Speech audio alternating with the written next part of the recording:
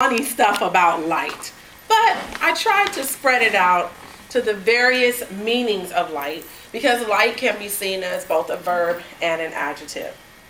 So my first question is one of the most obvious that I personally am being affected by as we speak: daylight savings time. I want my hour back. Daylight savings time is upon us. It is darker in the morning when we wake and stays lighter longer into the evening. Which do you prefer? Brighter mornings or brighter nights? Tim.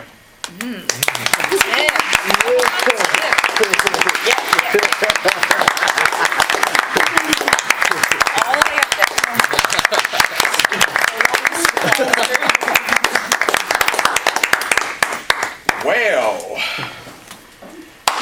I prefer brighter nights. I prefer brighter nights because the days are longer, get more done in the day, spend more time with your family. It's just a lot you can get done. Brighter night, brighter, I don't know, thinking here, y'all. I do like the longer days because I can get a lot done. I can spend a lot of time with my family. Spend time with my wife. I love spending time with my wife, taking long walks and things of that nature. Brighter, longer days. Only problem I have with the longer evenings is the days seem to go by faster. Get less sleep. I like sleep too. So other than that, that's all I have.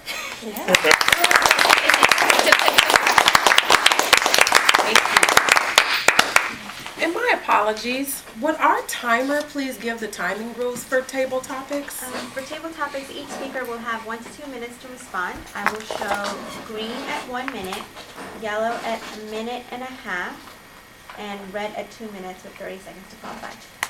Question, do I just hold it up or do I just show it? Hold it till they make eye contact. Yeah. Okay, I didn't do that for Mark, sorry. Okay. Thank you so much. I agree with you, Tim. I like the longer days because when it's dark and I leave work and it's dark, I'm like, there's nothing I want to do but go home, right? And of course we hear so many things about safety and it's dark. Well, that same walk I could have taken, maybe I might be a little bit more hesitant to do it. And all I'm thinking about is it's dark, it's time to get my kids in the bed and shut it down. So the longer days are nice, but they have fooled me already this week because their bedtime comes up, it's light outside, and we're hanging out, and I'm like, wait, I have to put you to bed. So it has its pluses and minuses. Quick fun fact, the sun is actually white when seen from space because its light is not scattered from our atmosphere. From Venus, you wouldn't see the sun at all because the atmosphere is too thick and you would actually be dead. All right. 2015 was the International Year of Light, a year designated by the United Nations to appreciate and learn about optical phenomena. It was learned that the sun emits enough energy in a single second to heat up this is a hard one to actually even read, 3,200 billion hot pockets. I don't even know how to read it, see? It's 3,200 billion hot pockets. If you could have a superpower, what would it be? Weston. Ooh.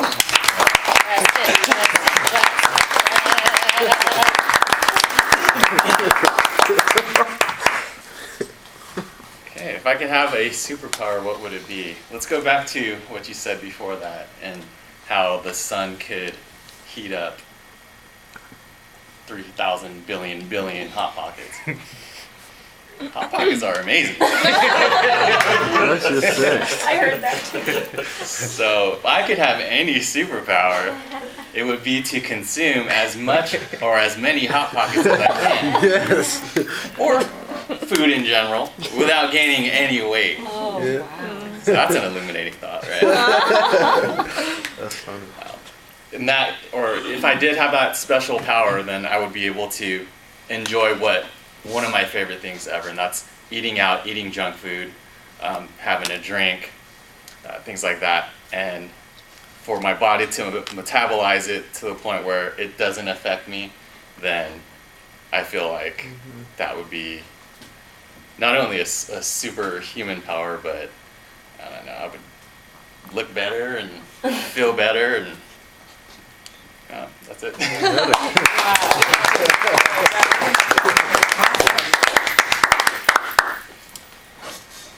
Another fun fact, humans are bioluminescent from the various metabolic reactions that occur in our bodies.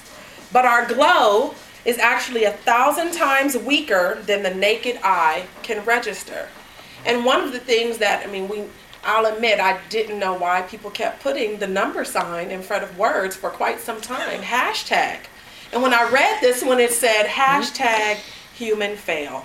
Because for as complex as our bodies are and all the magnificent things they can do, we cannot see still so many things that are around us. So we are actually losing out on a lot. With that, the world's longest lasting light bulb, the Centennial Light, is here in California. It has reportedly been burning since 1901, with a few interruptions during power failures. If you could create something that would never stop, what would it be? Martin.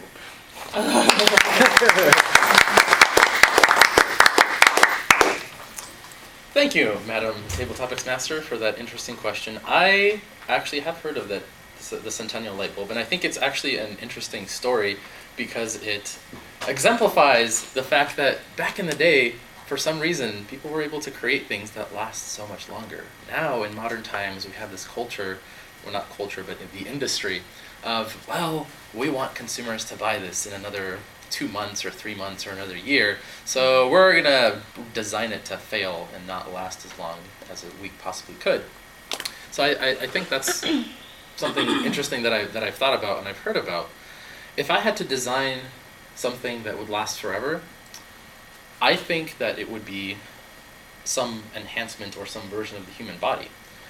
I think it would be really cool if you could have a body or some parts of your body that would never really atrophy, that wouldn't break down, that wouldn't get so easily injured and broken and weakened, because I think you would be able to do a lot more. I feel really strongly about people who have had big accidents in their lives that disable their ability to perform certain tasks or really participate in everything that life has to offer. So if there's anything that I could do to help everyone experience all the joys of life and use those products that would never break down, it would be to redesign the human body. Thank you.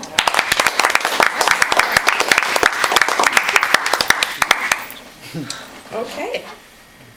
So, as beautiful as the sun is, we have learned that it can cause cancer, it can kill a bug under a magnifying glass, and it can also wear out the color of my dashboard. Despite these things, what are your thoughts on the sun? Could you survive in a place like Alaska where there is no sun 6 months out of the year? Mary Jane. Thank you. I tried to be funny earlier and tell you guys about my best friend that was moving to New York, and no one laughed, but the reason why I'm so bitter about it is because she wants to move to New York without me. I have separation anxiety. I don't know how to let go of people, and I would never move to New York because, for one, the weather is terrible over there. And here, where I was born and raised, born in San Diego, raised there, went to college in Long Beach, slowly inched my way up the coast, made my way up to Santa Monica. Well, actually, no, I went to Studio City and then back down to Santa Monica. So I've been a Southern California resident for a very long time, and it's because of the sun. I don't know if you guys noticed, I'm a pretty dark Asian. And it's because I live in the sun, I go to the beach. Martin and I were at the beach, I think, 3 days out of the week through the winter. So we're so lucky to be able to benefit from that. And we will put like hashtag LA winter on our Instagram or things like that. But I don't think I could live in a place that didn't have a lot of sunlight. I know Alaska only has about 30 days of the year, or 30 days of darkness or something like that. I would go miserable because their suicide rate is higher than so many other parts of the world.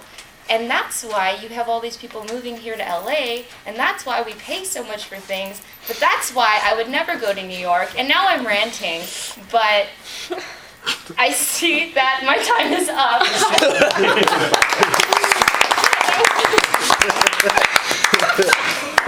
Okay, last question. The word light is often used to describe personality, state of mind, and even characteristics. Some see this as a positive, while others may see this negatively. What would you say, Sarah, if you were described in this way, as well as what color would you attribute to your personality?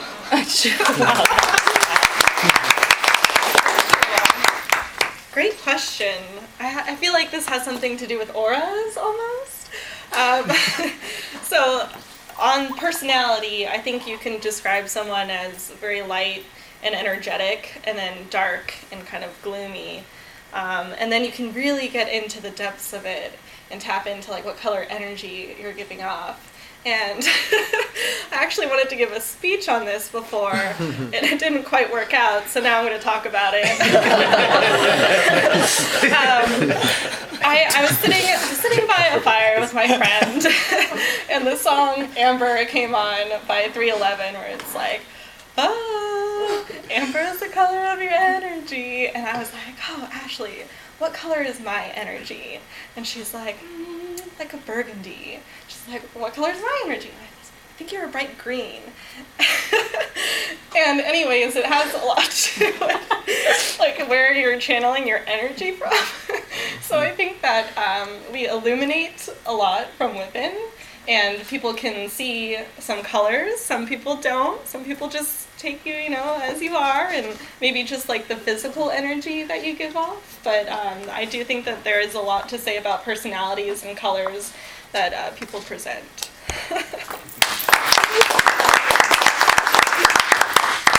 Isn't it fun how we pair questions with certain people and just know who's going to give a great and entertaining answer? I've been very illuminated, and I hope you all have as well. And I'll turn it back over to our Toastmaster. That was a lot of fun. Thank you for those questions. I know we had a lot of laughs rolling in from Hua's speech and then into table topics. And to now move on to the third portion of our meeting, who's going to guide us through is our general evaluator. Help to welcome Mr. Aaron Wright.